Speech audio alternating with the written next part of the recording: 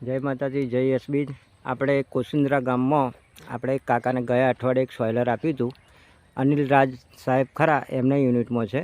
તો આપણે એમના મુખે આપણે સાંભળીશું કે એમને શું રિઝલ્ટ મળ્યું સોઇલર ખાતરનું. બરાબર? જો અનિલ રાજ આપણે બોલજો. જય માતાજી. કાકા, આપણે તમે આ સોઇલર ખાતર વાપર્યું બરાબર, ગલોડીની અંદર, તો તમને શું રિઝલ્ટ મળ્યું? હા, ગિલોડો મોકો થતો હતો. હા, એ હવે દેખાતો નહીં. બરાબર. અને ગિલોડું ટૂંકું થતું હતું, એ હવે લંબાઈ. બરાબર.